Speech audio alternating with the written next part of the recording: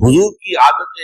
शरीफा थी कि आप फजर की नमाज के बाद तशरीफ रखते थे थोड़ी देर। ये नहीं जो हमारा हाल है, नमाज पढ़ी और गए बस बात खत्म हो गई। लेकिन ये कि उसके बाद सहाबा से गुफ्तगू होती, किसी ने कोई ख्वाब देखा हो तो बयान करके बारे में कुछ और। तो एक सहाबी से आपने पूछा कैसा असबाह था, आज कैसी सुबह हुई, कैसी सुबह नसीब हुई। उनका जवाब जो है वो बड़ा खैर मामूली, असबाह तो मोमिनन हक़्क़न या रसूलल्लाह सल्लल्लाहु अलैहि वसल्लम, अल्लाह के रसूल मुझे तो आज सच्चे मोमिन की सुबह नसीब हुई। अब ये बात जो है गैर मामूली थी तो हुजूर ने पूछा ले कुल्ली शैइन सिफ़तुन फमा सिफ़तु ईमान, हर शय की कोई ना कोई सिफत होती है जिससे आदमी उसको पहचानता है। तो ये जो तुम कह रहे हो मुझे सच्चे मोमिन की सुबह नसीब की है, तो इसकी क्या कैफियत है वो बयान करो। सब लोग अर्ज किया कानी अंदर ले जाता है, मेरी कैफियत ये कानी कानी वही लफ्ज है, कान में कर रहा हूँ, कानी अंदर ले जाता, मुझे तो महसूस होता मैं जन्नत को देख रहा हूँ, वह कानी अंदर ले नार, और मुझे तो यकीन है ऐसे जैसे कि मैं देख रहा हूँ। तो ये कैफियत जो है ईमान की शिद्दत, ईमान का इस दर्जे में हो जाना जो है दर हकीकत ये एहसान इस्लाम, इसमें अल्लाह के लिए जिद्दोजहद, अल्लाह के लिए मेहनत, अल्लाह के लिए भागदौड़, अल्लाह का खौफ, अल्लाह की खशियत, इस्तेज़ारुल्लाह फिल क़ल्ब, अल्लाह के लिए इबादत, अल्लाह की तमाम जो कैफियत है इस सब के अंदर हुस्न पैदा हो जाए, निखार पैदा हो जाए, खूबसूरती पैदा हो जाए। और ये कैफियत अगर पैदा होगी तो किससे होगी, वो यकीन की गहराई से। लेकिन उसूली बात अर्ज कर सकता, कुरान की तिलावत के जो आदाब हैं, तालीम के जिम्मे में उसमें रियायतें हैं। मसलन ये कि बगैर वजू के आप कुरान को नहीं छू, लेकिन हुफ्फाज के लिए जो हिफ्ज कर रहे हों ये इजाजत है कि वो बगैर वजू के, उनका तो पूरा दिन रात इसी में लगती है। अब अगर उनके जो वजू की पाबंदी लगा दी जाए तो रिटायर्ड हो जाएगा उनका वो इजाजत है, उलमा ने इजाजत दी कि वो बगैर वजू भी कुरान को हाथ उठाए। तो गोया कि एक जरूरत के तहत, तालीम की जरूरत के तहत उन आदाब में कमी की जाती है। मैं ये समझता हूँ कि ऐसे मजमे में जहाँ 300-400 आदमी बैठे हुए हैं और हर एक के लिए मुमकिन नहीं है कि कुरान मजीद सामने इस तौर से हो कि दूसरे के सामने ना आए, वो इस एतबार से इसको आप समझिए कि उमूम बलवा है, एक मजबूरी की कैफियत है। अच्छा, और अगर आपके सामने कुरान नहीं है तो आपकी तवज्जो फिर सामने मुकर्रर की तरफ नहीं रहेगी, आप उससे फायदा उतना नहीं उठा सकेंगे जितना कि टेक्स्ट आपके सामने हो तब फायदा उठाएंगे। इस एतबार से इसमें तबीयत तो हमारी भी जो है उसमें मुनकबिस होती है, अच्छा नहीं लगता है। लेकिन ये कि ये एक मजबूरी है, उस मजबूरी के तहत से अज़रूरात और तबीहुल महज़ूरात, तो ये कहीं जहाँ मजबूरियां हो तो उसमें कोई कमी हो जाए तो ऐसी बड़ी बात नहीं। वैसे इसमें एक बात मैं कर दूं, उसूलन आलम अरब में और हिंदुस्तान पाकिस्तान में एक मामला बड़ा मुतज़ाद। अरबों में आप देखेंगे कुरान पढ़ने का शौक हो, मस्जिद में आएगा या 2 मिनट रहते हैं फौरन उसने अपनी 2 सुन्नत पढ़ लिए, फिर वो निकालेगा कुरान की बैठ के पढ़ना शुरू कर। लेकिन ये है कि वो आदाब उतने नहीं है उनके यहाँ जितने हमारे यहाँ। अगर आप इकामत हो गई वही सामने रखेगा, सजदा करेगा। या मैंने यहाँ तक देखा मस्जिद नबी में कि जहाँ जूतियां रख दी जाती है वो सुतूनों के साथ वहीं ऊपर रख देते हैं, लेकिन ये कि पढ़ते। हमारे यहाँ अदब ही अदब है, पढ़ना बढ़ना सब खराब। ये दोनों इंतहाएं हैं, इन दोनों से बचना चाहिए। तूफाना अंदाज के रंग के लोग होते हैं, वो फर्ज को तो बस ऐसे ही अदा कर लेते हैं जैसे बस इसकी कोई अहमियत नहीं, बल्कि बाज लोग वो भी हैं कि फर्ज को तब कर देते, नवाफिल पर सारा तो सिर्फ रात की नमाज पर जोर दिया जा रहा है, फर्ज नमाजों की हमने देखे हैं ऐसे लोग बिल्कुल देखे। ये तमाम चीजें जो है दर हकीकत उस फिर राह नबूवत से इंसान को हटा देने वाली। फर्ज कितना फर्ज, नफल कितना, नवाफिल के बारे में जो है शरीयत से साबित है, वो तहज्जुद भी नाफिल तल्लक हुजूर के लिए तो लाजिम थी, बाकी के लिए लाजिम नहीं है। जो क़ियामुल लैल शुरू में था वो लाजिम नहीं है। हाँ, रमजान मुबारक में उसकी तशवीक है, तरगीब है, वो खास एक महीना है, उसमें दिन में खाना पीना जो है वो हराम किया गया, तो रात को 2/3 रात या 1/3 कम से कम 1/3 रात जागो अल्लाह के कुरान के साथ, अल्लाह की किताब के साथ। तो ये असल में जो तवाज़ुन है ये जो है बहुत जरूरी। अरअयता इज़ा सल्लैतुम सलावातिल मक्तूबात, हुजूर आपने देखा, गौर फरमाइए कि अगर मैं जो फर्ज नमाजें हैं वो अदा कर, अब मसले एक हदीस मुझे और याद आई, फर्ज नमाज की अहमियत को बयान करने के लिए हुजूर ने फरमाया जिस शख्स ने ईशा की नमाज भी जमात के साथ अदा की और फिर फजर की नमाज भी जमात के साथ अदा की, उसके लिए पूरी रात का क़याम लिख दिया जाएगा। फर्ज की ये तो इज़ा सल्लैतुल मक्तूबात सलावातिल मक्तूबात व सुमतु रमज़ान, اور میں روزہ بھی رمضان کے روزے رکھ دوں، باقی روزہ رکھنا آپ کی مرضی پر ہے، رکھیں ٹھیک ہے، لیکن وہ لازم نہیں ہے۔ نجات کے لیے لازم جو بیس لائن ہے وہ جو عبادات فرض، اس کے بعد جتنا آدمی اضافہ کر سکے۔ حالات کو بھی دیکھو، بعض حالات ایسے ہوں گے کہ اس میں اصل اہمیت جہاد کی ہو جائے گی، قتال کی ہو جائے گی۔ اب ایسا حال بھی ہو سکتا ہے کہ اسلامی نظام قائم ہے، اسلامی حکومت قائم ہے، نظام خلافت قائم ہے، تو اب قتال کا معاملہ جو وہ حکومت کے ذمہ ہے، حکومت انتظام کرے گی۔ اگر کہیں 10,000 آدمی چاہیے، 10,000 آدمی نکل آئے چل جانے کے لیے، تو باقی آرام سے گھر میں سوئیں یا نوافل پڑھیں، ساری رات کھڑے رہے، ٹھیک ہے، یہ تقرب بالنوافل کا موقع ہوگا۔ لیکن اگر اللہ کا دین جو ہے وہ مغلوب ہے، پامال ہے، اسے پاؤں تلے رودا جا رہا ہے، شریعت کی دھجیاں بکھیری جا رہی ہیں، عوامر کا استہزاء ہو رہا ہے، اور جو منکرات ہیں ان کی تبلیغ ہو رہی ہے، اس وقت آدمی نوافل میں لگا رہے، وہاں تو فرض ہو جائے گا امر بالمعروف نہی عن المنکر، جہاد، اس کی جو بھی تقاضے ہوں، اس وقت سارے تقاضے اس کو بیان کرنے کا موقع نہیں، اس اصل شے کو، اس فرض کو ترک کر کے نوافل میں لگیں گے، یہ نوافل منہ پر دے مارے جائے۔ اس کو بہت زیادہ نمایاں کرنے کے لیے میں مثال دیتا ہوں، ذرا سوچئے، جب دامن احد میں معرکہ جاری تھا اور صحابہ کی جان پر بنی ہوئی، خود حضور کی جان پر بنی ہوئی، آپ کو معلوم ہے آپ زخمی ہوئے ہیں اور اتنا خون آپ کا بہہ گیا ہے کہ آپ بے ہوش ہو گئے اور خبر اڑ گئی کہ آپ کا انتقال ہو گیا، شہید ہو گئے۔ اس وقت اگر کوئی شخص مسجد نبی میں بیٹھا ہوا درود کی تسبیح پڑھ رہا ہو یا کوئی اور نوافل ادا کر رہا ہو یا قرآن پڑھ رہا ہو، تو اس کے بارے میں کیا حکم آپ کا ہو؟ پکا منافق۔ میں نے جو متعدد مواقع سے آیات مبارکہ آپ کو سنائی کہ ہر جگہ پر چوٹی کی چیز صبر ہے، آخری چیز جو بیان ہوتی ہے وہ صبر ہے۔ سورۃ العصر میں آخری بات وَتَوَاصَوْا بِالصَّبْرِ یا ایھا الذین آمنوا استعینوا بالصبر والصلاۃ، اے ایمان والو مدد حاصل کرو صبر سے اور نماز سے۔ ان اللہ مع الصابرین، اللہ تعالیٰ صبر کرنے والوں کے ساتھ ہے۔ اور پھر آگے چل کر وبشر الصابرین الذین اذا اصابتهم مصیبۃ قالوا انا للہ وانا الیہ راجعون، اے نبی بشارت دیجئے، خوشخبری دیجئے ان صبر کرنے والوں کو کہ جن پر جب بھی کوئی تکلیف یا مصیبت نازل ہوتی ہے تو وہ کہتے ہیں کہ ہم اللہ ہی کے ہیں اور اللہ ہی کی طرف ہمیں لوٹ جانا ہے۔ صبر کا مفہوم ہے اپنے آپ کو تھامنا، روکنا، برداشت کرنا، تحمل کرنا، اور جو بھی اپنا ایک طے شدہ مقصد ہے کسی بھی مخالفت سے بددل ہوئے بغیر، کسی بھی تکلیف یا مصیبت سے ہراساں ہوئے بغیر اس کی طرف پیش قدمی کیے چلے جانا۔ بڑی سخت سردی پڑ رہی ہے، فجر کا وقت ہے، گرم پانی کا اہتمام نہیں ہے، اب اس وقت فجر کی نماز کے لیے اٹھنا، ٹھنڈا پانی اگر ہے تو وضو تو کرنا ہوگا، اس ٹھنڈے پانی سے وضو کرنا، اس وقت لحاف سے نکلنا ہی بہت مشکل، ٹھنڈے پانی سے وضو کرنا اور مصیبت۔ یہ جب تک انسان میں صبر کا مادہ نہ ہوگا ممکن ہی نہیں۔ اس کو کہیں گے صبر علی الطاعہ، اطاعت پر صبر کر۔ ناگواری محسوس ہو رہی ہے لیکن اس ناگواری کو برداشت کرتے ہوئے انسان اللہ کے حکم کے اوپر جمع رہے، اللہ کے حکم پر عمل کرے، یہ کیا ہے؟ یہ صبر ہے۔ اگر یہ صبر نہیں ہے تو ظاہر بات ہے کہ انسان اللہ کے اس حکم پر عمل نہیں کر سکے۔ صبر کا مادہ نہیں ہوگا تو آپ کام نہیں کر سکیں گے۔ اور اسی کا ایک دوسرا رخ ہے، جب آپ دعوت حق کے لیے کھڑے ہوں گے پہلا قدم کیا آتا ہے؟ استہزاء، تمسخر، مذاق اڑانا، جس کی میں مثال اب دینا چاہتا ہوں محمد رسول اللہ صلی اللہ علیہ وسلم کی شخصیت سے۔ دیکھیے ہم کیا اور ہماری بساط کیا، ہم کیا مبلغ ہوں گے، کیا داعی ہوں گے، ہمارے اپنے دامن پر داغ ہوتے ہیں، لیکن یہ کہ محمد رسول اللہ کے دامن پر کوئی داغ تھا؟ ان کو تو سارے مکے والے، یقیناً آسمان اور زمین کی تخلیق میں اور دن اور رات کے الٹ پھیر میں نشانیاں ہیں ہوش مندوں کے، ان کے ذریعے سے انسانی شعور کے اندر وہ معرفت رب اجاگر ہوگی۔ وہ پہلا مرحلہ اس نے طے کر لیا، وہ ڈورمنٹ معرفت اب ایکٹیویٹ ہو گئی۔ اب مزید فکر کا مرحلہ ہے جو اگلی آیت میں آیا ہے، الذین یذکرون اللہ قیاما وقعودا وعلی جنوبہم ویتفکرون فی خلق السماوات والارض ربنا ما خلقت ھذا باطلا سبحانک فقنا عذاب النار۔ یعنی تفکر جو ہے وَيَتَفَكَّرُونَ فِي خَلْقِ السَّمَاوَاتِ وَالْأَرْضِ،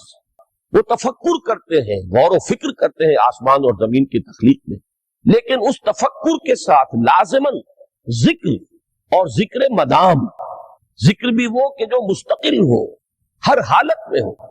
الذین یذکرون اللہ قیاما وقعودا وعلی جنوبہم، وہ لوگ کہ جو اللہ کو یاد رکھتے ہیں، اللہ کا ذکر کرتے ہیں، کھڑے ہوئے بھی، بیٹھے ہوئے بھی، اور اپنے پہلوؤں کے بل یعنی لیٹے ہوئے بھی۔ اب ان تین کے سوا تو کوئی پوزیشن انسان کی نہیں ہے، اسی کا نام ہے دوام ذکر۔ اور اس کے ساتھ اگر وہ تفکر کرتے ہیں تو ان کا فکر اگلی منزل تک پہنچتا ہے۔ تو پہلی شے تھی فکر انسانی کی صحیح رخ پر مزید پیش قدمی اور پیش رفت، اور اس کے لیے لازم ہے ذکر و فکر کا امتزاج۔ دوسری چیز کو لیجئے عمل کی درستی۔ اس عمل کی درستی کے لیے اللہ تعالی کے ساتھ ایک گہرے تعلق کی ضرورت، اس لیے کہ صبر کی بحث میں یہ مضامین شاید آپ کے سامنے آ گئے ہو کہ صبر، جہاں مصیبت پر صبر ہوتا ہے، تکلیف پر صبر ہوتا ہے، اللہ کے احکام پر جمنا یہ بھی صبر ہے، نفس کی خواہشات کی باغ کو تھام کر رکھنا، کھینچ کر رکھنا یہ بھی صبر ہے، اور استقامت کسی شے پر قائم رہنا یہ بھی صبر ہے۔ تو عمل صحیح پر استقامت کے لیے وَاصْبِرْ وَمَا صَبْرُكَ إِلَّا بِاللَّهِ، اس صبر کی سب سے اہم جو بنیاد ہے، اس کا جو سب سے بڑا ذریعہ ہے، اس کا جو سب سے بڑا سہارا ہے، وَمَا صَبْرُكَ إِلَّا بِاللَّهِ، اس کے لیے ضرورت ہے ایک گہرے تعلق کی کہ اللہ کے ساتھ ایک ایسا تعلق برقرار رہے جو نہ صرف گہرا ہو بلکہ دائم و قائم، مسلسل۔ ذرا ذہول ہوگا تعلق مع اللہ میں، ذرا کمی آئے گی، شیطان کا وار کاری ہو جائے۔ اسی کو حضور نے حدیث میں یوں تعبیر کیا ہے تمثیلاً کہ جو دل اللہ کی یاد سے غافل ہے اس پر، فارسی کا وہ مقولہ بھی ہے کہ خانہ خالی را دیو میں گیرت، گھر خالی رہے تو جنات اس پر دیو جو ہے آ کر قبضہ جما لیتے ہیں۔ تو خانہ قلب جو ہے اگر یاد خدا بندی سے خالی ہو گیا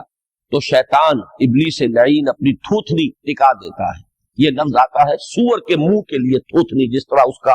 نکلا ہوا سا منہ ہوتا ہے آگے، یہ لفظ استعمال کیا گیا کہ وہ اپنی تھوتنی انسان کے دل پر جما کر اور پھوکے مارنی شروع کر دیتا ہے۔ تو شیطان کو موقع ہی تب ملتا ہے جب انسان کے تعلق مع اللہ کے اندر کمی، وہ خانہ بالکل خالی ہو گیا ہو یا اتنا ضعیف ہو گیا ہو کہ کل عدم ہو جائے، گویا کہ نہیں۔ تیسری چیز کی طرف آئیے، روحانی ترقی۔ روحانی ترقی کے لیے میں ایک اصطلاح کے سامنے لا رہا ہوں، اس سے مراد کیا ہے؟ روحانی ترقی کے لیے ہماری دینی اصطلاح ہے تقرب الی اللہ، اللہ سے قریب تر ہوتے چلے جانا۔ اس پر میرا ایک کتابچہ بھی ہے، تقرب الی اللہ کے دو مدارج، دو درجے، جو در حقیقت ایک حدیث نبوی علیہ الصلوۃ والسلام ہی پر مبنی ہے کہ حضور نے ایک درجہ قرار دیا ہے تقرب بالفرائض، فرائض کے ذریعے سے انسان اللہ کا قرب حاصل کرے۔ ایک ہے تقرب بالنوافل، نوافل کے ذریعے سے اللہ کا قرب حاصل کرے۔ ان میں کیا نسبت و تناسب ہے، اہمیت کے اعتبار سے کون بڑھ کر ہے، بلندی کے اعتبار سے کون بڑھ کر ہے، یہ تمام مسائل میں نے اپنی اس تقریر میں بیان کیے تھے جو اس کتاب میں شائع ہوئی ہے۔ اس وقت میں اس کی تفصیل میں نہیں جا رہا، صرف یہ تذکرہ اس لیے کر رہا ہوں کہ جن کو بھی خواہش ہو جائے وہ اس کا مطالعہ کرے۔ ہماری اس وقت کی گفتگو سے وہ کتابچہ اس جگہ پر منسلک ہوگا۔ تو تقرب الی اللہ، یہ تقرب کوئی فزیکل فینومینن نہیں ہے، جسمانی یا مادی مسئلہ نہیں ہے۔ اللہ سے قرب یہ نہیں ہے کہ کوئی کروڑوں میل کا فاصلہ ہے، اب ہمیں کوئی رسی پر چڑھنا ہے اوپر بڑی محنت اور مشقت سے، فصل تو ہے ہی نہیں، فاصلہ ہے ہی نہیں، بعد ہے ہی نہیں۔ نحن اقرب الیہ من حبل الورید، ہم تو انسان سے اس کی شہرگ سے بھی زیادہ قریب۔ ہوا معکم اینما کنتم، وہ تو تمہارے ساتھ ہی ہوتا ہے جہاں کہیں بھی تم ہو، بس صرف یہ کہ تمہاری توجہ نہیں ہوتی، تم اور چیزوں میں مشغول و مصروف رہتے ہو، تم ہماری طرف دھیان ہی نہیں دیتے، تم ہماری طرف متوجہ ہی نہیں ہوتے۔ ہم تو مائل بے کرم ہے، کوئی سائل ہی نہیں، راہ دکھلائیں کسی رہنم منزل ہی نہیں۔ انسان جب متوجہ ہو جاتا ہے اور بڑھتا ہے، آگے پیش قدمی کرتا ہے روحانی اعتبار سے، تو یہ ہے در حقیقت تقرب الی اللہ، اور اسی کو ہم کہیں گے روحانی ترقی۔ اب ان تین چیزوں کو اگر آپ نے ذہن میں جما لیا، پھر میری بات کی ترتیب اس کو ذہن میں قائم کیجئے۔ ہم چلے کہاں سے کہ دین کے ساتھ اصل مناسبت فلسفے کی نہیں، حکمت۔ نمبر 2، حکمت قرآنی کا پہلا اور اہم ترین اور بنیادی مسئلہ معرفت رب کا حصول، اس کا نتیجہ شکر خدا، اس کا ذریعہ آیات آفاقی، آیات انفسی، اور سب سے بڑھ کر آیات قرآنیہ ہے جو الذکر ہے، جو تذکرہ ہے، جو ذکر ہے۔ لیکن اس پہلے مرحلے کو اگر کوئی انسان بفضل ہی تعالی، اللہ کے فضل و کرم سے طے کر لے، اب اس کے سامنے تین مسئلے، فکر کی مزید پیش رفت، مزید پیش قدمی صحیح رخ پر، اس کے لیے ذکر اور فکر دونوں کا امتزاج لازمی۔ فقر قرآن اختلاط ذکر و فکر، الذین یذکرون اللہ قیاما وقعودا وعلی جنوبہم ویتفکرون فی خلق السماوات۔ دوسری شے عمل کا درست رہنا، نہ افراط و تفریط ہو، عدم توازن ہو، نہ انسان نفس سے مغلوب ہو جائے، نہ انسان جذبات کی رو میں اندھا ہو جائے، نہ انسان ماحول سے مرعوب ہو کر متاثر ہو جائے، صحیح رخ پر اس کا عمل۔ نمبر 3 روحانی ترقی، جو اصل حاصل ہے، جو اصل مقصود ہے۔ نمبر 2 چیز کے لیے تعلق مع اللہ ضروری، نمبر 3 کے لیے تقرب الی اللہ۔ اب غور کیجئے، ان تینوں چیزوں کا بڑا گہرا تعلق ہے نماز کے ساتھ، ان تینوں کے لیے ستون کی حیثیت نماز کو ہے۔ لہذا ایمان کے بعد یا معرفت رب کے بعد حکمت دین کا اہم ترین مسئلہ نماز، صلاۃ، اس لیے کہ ایک طرف یہ انسان کو اللہ کے ساتھ ایک گہرے تعلق کا ذریعہ فراہم کرتی ہے، اپنے تمام مصروفیات میں سے، ان مشغولیتوں میں جن میں گم ہونے کا خدشہ ہوتا ہے، نکلو۔ 24 گھنٹے کے معمولات میں سے کم 5 مرتبہ تو لازماً نکلو، اور اپنے آپ کو ذرا، اپنے حواس کو بھی، اپنی باطنی کیفیات کو بھی ذرا تازہ کرو۔ اگر کوئی گندگی، نجاست، کسی طرح کی ناپاکی کا کوئی معاملہ ہے، طہارت حاصل، طہارت سے تمہارے اندر روح کو بھی بالیدگی ہوگی، تمہارے حواس بھی تازہ ہوں گے، تم گویا کہ بحیثیت کل تمہاری ہستی چاق و چوبند ہو جائے، وہ کسل، وہ سستیاں، وہ جو ایک کثافتیں ہوتی ہیں، ان سب سے نجات حاصل کرو، اور اب اپنے رب کے حضور میں کھڑے ہو جاؤ، اس کے ساتھ اپنا عہد بھی تازہ کرو، اس کی اہم صفات کو بھی اپنے ذہن میں پھر مستحضر کرو۔ یہی وجہ ہے، دیکھیے میں نے جو آیات آپ کو شروع میں سنائی تھی، سورہ لقمان کی 2 آیتیں، پہلی آیت میں اس کا ترجمہ کر چکا، دوسری آیت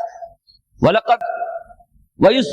قَالَ لُقْمَانُ لِابْنِهِ وَهُوَ يَعِظُهُ يَا بُنَيَّ لَا تُشْرِكْ بِاللَّهِ إِنَّ الشِّرْكَ لَظُلْمٌ عَظِيمٌ۔ اس کے بعد درمیان میں کچھ مضمون آ کر پھر وہ آیہ مبارکہ آئی، یا بنی اقم الصلاۃ وامر بالمعروف وانہی عن المنکر واصبر علی ما اصابک۔ گویا کہ اہم ترین چیز، بنیادی ترین چیز، اللہ کو محض پہچان لینا کافی نہیں ہے، یاد رکھنا ضروری ہے۔ اللہ یاد رہے گا تو فکر صحیح آگے بڑھے، اللہ یاد رہے گا اور اس کے ساتھ ایک گہرا تعلق جو ہے برقرار رہے گا تو عمل درست رہے گا۔ بالکل یہی بات سورہ طٰہٰ میں جو پہلی وحی حضرت موسیٰ علیہ السلام پر ہوئی، اور پہلا مخاطبہ ہے، چونکہ حضرت موسیٰ کو یہ انبیاء کرام کے مقدس گروہ میں ایک امتیازی حیثیت حاصل ہے کہ ان سے براہ راست گفتگو ہوئی ہے، اگرچہ صرف ایک پردہ تھا، اوٹ من ورائے حجاب گفتگو ہوئی ہے، لیکن یہ کہ کوئی فرشتے کا درمیانی جو ہے وہ لنک نہیں تھا، براہ راست اللہ تعالیٰ نے حضرت موسیٰ علیہ السلام سے کلام فرمایا۔ کلم اللہ موسیٰ تکلیما، موسیٰ سے تو اللہ نے کلام فرمایا جیسے کہ کلام کیا جاتا۔ تو پہلا مخاطبہ ہے، یہ پہلا مکالمہ ہے، پہلی وحی کہیے، اسی میں یہ الفاظ بھی موجود ہیں، اننی انا اللہ لا الہ الا انا فاعبدنی واقم الصلاۃ لذکری۔ یہ گویا کہ حکمت قرآنی کا ایک بہت بڑا خزانہ ہے یہ آیت مبارکہ، کہ خود حضرت موسیٰ علیہ السلام کو جو ہدایت دی جا رہی ہے، میں ہوں، میں اللہ، اننی انا اللہ لا الہ الا انا، میرے سوا کوئی معبود نہیں، فاعبدنی، بس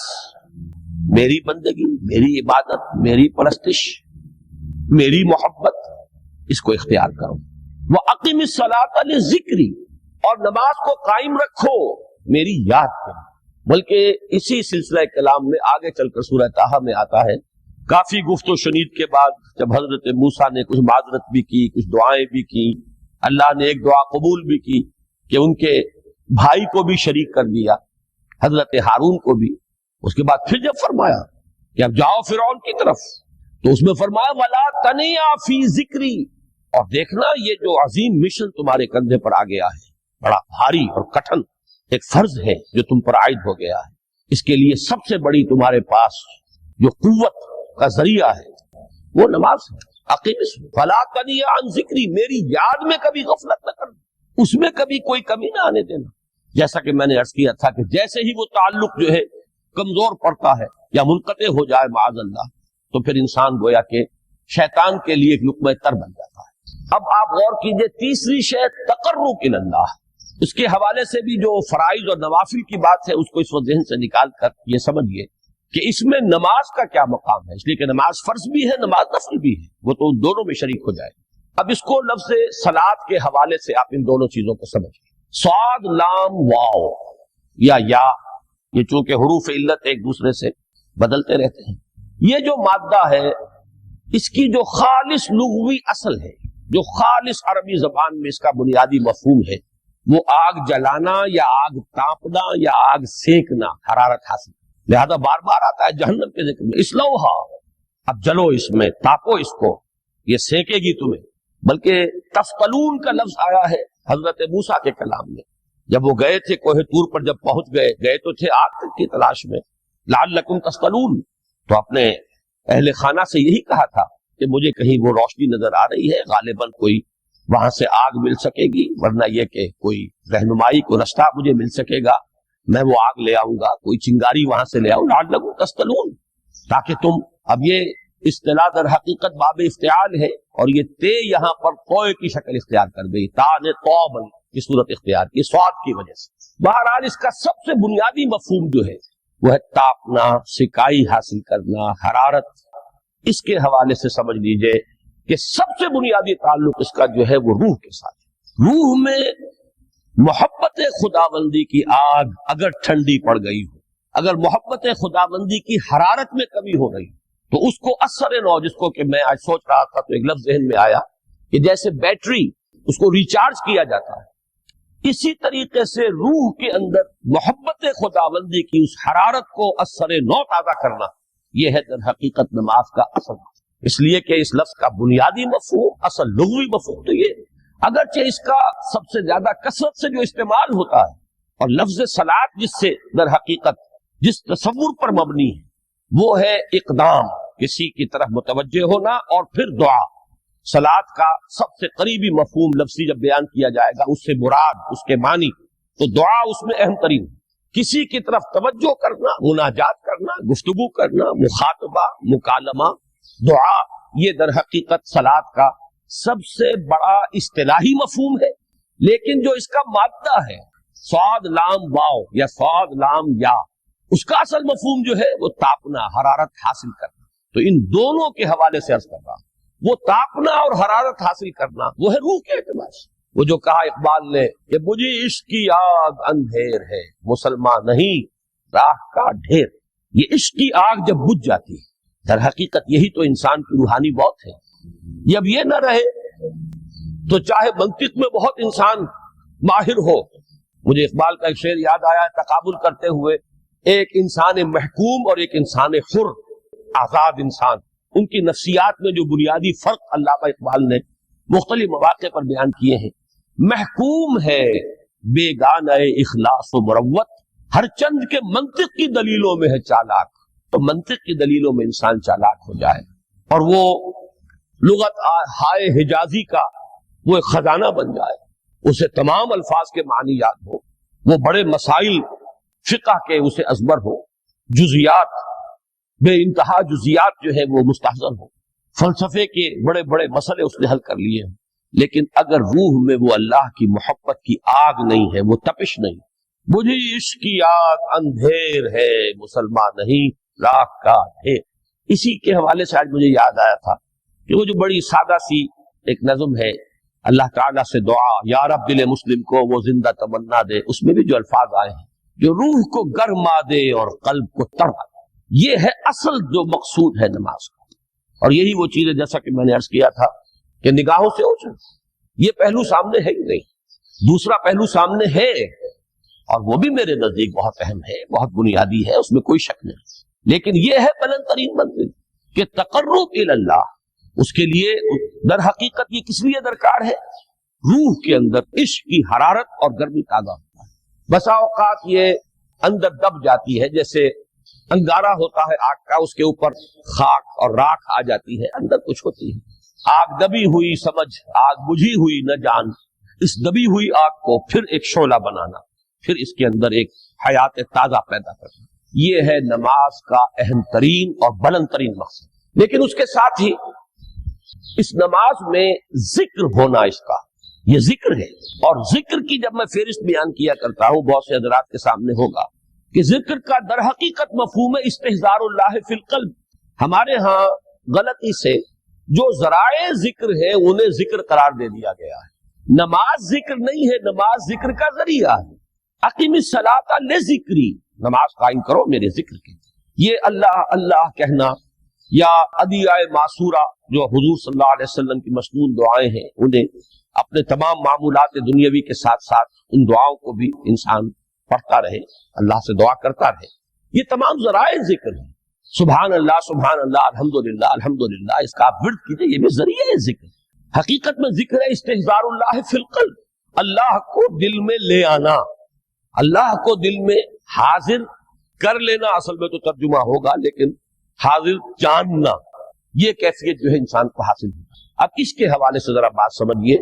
کہ ایک تو میں عرض کر چکا ہوں مجسم ذکر تو قرآن ہے، لہذا ذکر کی فہرست جب آپ کریں گے ذرائع ذکر تو ان میں سب سے پہلے قرآن ہے، اس لیے کہ وہ ہماری حکمت کے پہلے مسئلے کو حل کر رہا ہے، بنیادی مسئلہ، اہم ترین مسئلہ۔ دوسرے نمبر پر ذکر جو ہے، اب اس کے لیے کچھ اصطلاحات جو میرے مختلف دروس میں شاید آپ کے سامنے بعد میں آئیں یا پہلی آ چکی ہوں، ان کے حوالے سے میری بات سمجھ۔ ایک ذکر غیابی ہے، تھرڈ پرسن میں، صیغہ غائب میں اللہ کی یاد کرنا، اللہ اکبر اللہ اکبر اللہ اکبر۔ ابھی اللہ اکبر جو ہے یہ جملہ اسمیہ خبریہ ہے، ایک حقیقت کی تکرار آپ کر رہے ہیں، اللہ سب سے بڑا ہے، اللہ سب سے بڑا ہے، سبحان اللہ سبحان اللہ سبحان اللہ۔ یہ در حقیقت ذکر غیابی ہے کہ آپ اس میں مخاطب نہیں ہے اللہ سے، ایک ذکر خطابی کہیں یا ذکر حضوری کہیں، جس میں مکالمہ ہوتا ہے، جس میں گفتگو ہوتی ہے۔ تو نماز در حقیقت ذکر حضوری اور ذکر خطابی کی بلند ترین شکل، اس لیے میں نے عرض کیا تھا کہ نماز کے لفظ یا صلاۃ کے لفظ، یہ اصطلاحی معنی جو اکثر و بیشتر کیے جاتے ہیں وہ ہے دعا، اور دعا میں ہوتا کیا ہے؟ مکالمہ ہے، مخاطب، اے اللہ، اے میرے رب، اے پروردگار۔ پھر یہ کہ اس میں اقدام اور کسی کی طرف متوجہ ہونا، یہی وجہ ہے کہ افتتاح صلاۃ، نماز کو شروع کرنے کے لیے ایک تو وہ الفاظ جو قرآن مجید میں آئے ہیں، انی وجہت وجہی للذی فطر السماوات والارض حنیفا وما انا من المشرکین، یہ ہے توجہ کا ارتکاز، بشرطے کہ یہ صرف الفاظ ہی نہ نکل رہے ہوں، واقعتاً یہ تعبیر ہو اس وقت کی انسان کی نفسیاتی کیفیت کہ شعوری طور پر وہ فیصلہ کرتا ہے کہ اب میں منقطع ہو رہا ہوں، ہر چہار طرف سے اپنی توجہ کو ہٹا کر، ہر مسئلے سے اپنے آپ کو خالی ذہن کر کے، یعنی ظاہری اور باطنی دونوں اعتبار سے میں اپنی توجہ کا ارتکاز کر رہا ہوں اس ذات کی طرف جس نے آسمان اور زمین کو پیدا کیا، اور بالکل یکسو ہو کر رہا ہوں۔ انی وجہت وجہی للذی فطر السماوات والارض حنیفا وما انا من المشرکین۔ اور دوسری وہ جو دعا جس سے ہم افتتاح کرتے ہیں اپنی نماز کا، دیکھیں اس میں خطاب کا کس قدر اہتمام ہے، وہاں سبحان اللہ نہیں ہے، سبحانک اللہم، پاک ہے تو اے رب ہمارے، وبحمدک وتبارک اسمک وتعالی جدک۔ آپ غور کر رہے ہیں، یہ ہے خاطب، براہ راست مخاطب ہونا۔ تو سب سے پہلی بات تو یہ ہوئی کہ ذکر کی ایک شکل ہے ذکر غیابی، دوسری ذکر حضوری، اور ذکر حضوری یا ذکر خطابی کی بلند ترین منزل، بلند ترین اس کا ذریعہ نماز۔ اس کو ایک پہلو سے اور سمجھ لیجئے، سورہ فاتحہ جب پھر ہم پڑھتے ہیں جسے الصلاۃ کہا گیا ہے، جو لب لباب ہے، خلاصہ ہے، اس میں پھر تدریجاً غیاب سے حضور کی طرف پیش قدمی ہوتی ہے۔ الحمدللہ رب العالمین الرحمن الرحیم مالک یوم الدین، یہ ذکر غیابی ہے، اس میں ابھی خطاب نہیں آیا، یہ وہی جملہ اسمیہ ہے، کل تعریف اس اللہ کے لیے ہے جو تمام جہانوں کا پروردگار ہے، مالک ہے، جو رحمان ہے، رحیم ہے، جزا و سزا کے دن کا مختار و مالک ہے۔ اب یہ غیاب سے حضور کی طرف، ایاک نعبد و ایاک نستعین اہدنا الصراط المستقیم، یہ ہے وہ۔ اب پہلے ایک معاہدہ ہے، ایک اقرار ہے، اعتراف ہے، وعدہ ہے، اور پھر دعا ہے، استدعا ہے کہ حضور نے فرمایا، یقول اللہ تعالی، اللہ یہ فرماتا ہے، اسی لیے اس کو حدیث قدسی کہیں گے۔ قسمت الصلاۃ بینی و بین عبدی نصفین، میں نے نماز کو اپنے اور اپنے بندے کے مابین آدھا آدھا تقسیم کر دی۔ اب یہاں تک تو جملہ ہے اللہ کا، یہ ہے حدیث قدسی۔ اب آگے جو ہے نریشن اس کی جو ہے حضور صلی اللہ علیہ وسلم کی جانب سے ہے، یعنی خبر دے رہے ہیں اللہ کی طرف سے ہی۔ ویسے تو تمام احادیث ہی گویا کہ ہم سمجھتے ہیں انسپائرڈ تو اللہ کی طرف سے ہی، لیکن یہ کہ جہاں صراحت ہو کہ اللہ کہتا ہے وہ حدیث قدسی ہے۔ تو یقول اللہ تعالی قسمت الصلاۃ بینی و بین عبدی نصفین، یہاں تک تو حدیث قدسی۔ اب دوسری عام حدیث ہے، اذا قال العبد الحمد للہ رب العالمین یقول اللہ تعالی حمدنی عبدی، جب بندہ کہتا ہے الحمد للہ رب العالمین، پروردگار کہتا ہے میرے بندے نے میری حمد کی۔ جب بندہ کہتا ہے الرحمن الرحیم، پروردگار فرماتا ہے ثنا علی عبدی، میرے بندے نے میری ثنا کی، بڑی تعریف کی۔ جب بندہ کہتا ہے مالک یوم الدین، اللہ فرماتا ہے مجدنی عبدی، میرے بندے نے میری بڑی بزرگی بیان کی ہے، تمجید کی ہے۔ پھر جب بندہ کہتا ہے ایاک نعبد و ایاک نستعین، اللہ فرماتا ہے ھذا ما بینی و بین عبدی ولعبدی ما سأل، یہ ہے میرے اور میرے بندے کے درمیان۔ تو معاہدہ ہے نا، معاہدے میں تو دو فریق جکڑے جاتے ہیں، بند جاتے ہیں، یہ میرے اور میرے بندے کے درمیان ہے، اور میرے بندے نے جو طلب کیا میں نے دیا، اس لیے کہ اس میں طلب بھی تو ہے، ایاک نستعین، تیری مدد چاہتے ہیں، یہ طلب ہے، اسی کی شرح ہے جو اب آخری 3 آیتیں ہیں، پروردگار ہم تیری مدد چاہتے ہیں، پروردگار ہم تیری ہی بندگی کرتے ہیں اور کریں گے۔ ذکر جسے ہم ذکر کہتے ہیں وہ ذرائع ذکر، ذکر کے ذرائع۔ اصل ذکر کیا ہے؟ استحضار اللہ فی القلب، دل میں اللہ موجود، یہ ہے ذکر۔ ذریعہ ذکر کیا ہے؟ سب سے بڑا ذریعہ الذکر، قرآن کی آسیہ گرداں ہوا لب، علامہ اقبال نے فاطمہ رضی کی وہ چکی پی اور آسیہ گرداں، آسیہ چکی کو چکر دے رہی، اور خود دیکھیں ہماری اپنے خاندان کی چکی بھی، اور گود میں بچہ بھی ہے جو دودھ بھی پی رہا ہے ساتھ۔ تو الذکر قرآن۔ اور نمبر 2 یہ مضمون پھر آئے گا جو ہمارا اگلا حصہ ہے، اس میں 5واں پہلا درس اس میں آئے گا۔ دوسرا ذکر کا طریقہ کیا ہے؟ نماز، یہ جامع ترین ذکر۔ اس میں زبانی ذکر بھی ہے، اللہ اکبر، سبحان ربی العظیم، سبحان ربی الاعلیٰ، زبان ذکر، اور قرآن پڑھ رہے ہیں سورہ فاتحہ، اور ساتھ ہی جو آپ کے جسم کی حرکت، آپ اللہ کے سامنے سجدے میں، یہ گویا کہ جسمانی ذکر ہو رہا ہے، اور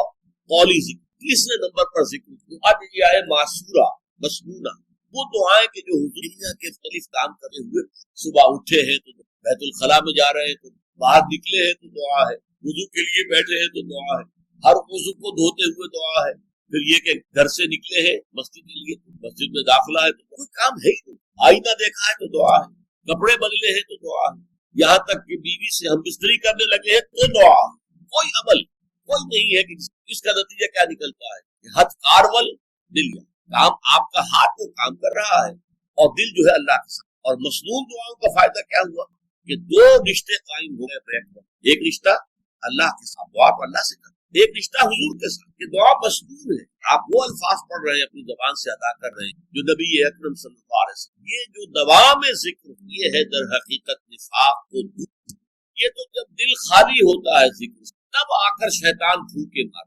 اشتعال پیدا کرتا ہے، نفس امارہ کے حیوانی خواہشات کو بھڑکا، اور اسی کے نتیجے اپنے دینی فرائض کو ادا کرنے گریز ہوا، پھر اس میں جھوٹے بہانے ہوئے، جھوٹی قسمیں ہوئی، پھر عداوت کا مانو۔ یہ طریقہ ہے رفتہ رفتہ اس نفاق۔ اصل بات کیا ہے؟ دل خالی، خانہ خالی دا دیورا بھی گیرت، کہ جو خانہ خالی ہوتا ہے، گھر خالی ہو، اس میں جن آ کر آباد ہو جائے، اسی طریقے سے یہ جو خانہ خالی ہو جائے، اللہ کی یاد سے غافل کے اندر جو ہے شیطان ہوتا ہے۔ من کان یرجو لقاء اللہ فإن اجل اللہ لآت، جو کوئی بھی اللہ سے ملاقات کا امیدوار ہے مطمئن رہے، وہ وقت آ کر رہے گا تمہاری رب سے ملاقات۔ ملاقو وہ سب کے سب اللہ کے ساتھ ملاقات، یہ محبت اللہ کی۔ اس کے لیے فرمایا ایک حدیث میں وہ جو 7 قسم کے انسان ہیں جن کو اللہ قیامت کے دن خاص اپنے عرش کے سائے تلے جگہ دے، ان میں سے ایک وہ بھی ہے رجل ذکر اللہ خالیہ ففاضت عیناہ، تخلیہ میں، علیحدگی میں، خاموشی سے جب وہ بیٹھا ہوا تھا اس نے اللہ کو یاد کیا اور اللہ کی محبت اور اللہ کی خشیت سے اس کی آنکھوں سے یہ اللہ کا ہجر ہے، یہ جو زندگی ہے یہ اللہ سے ہمارے ایک ہجر کے ذریعے پردہ پڑا ہوا ہے، ہمارے رب غیب کا پردہ پڑا ہوا۔ اسی لیے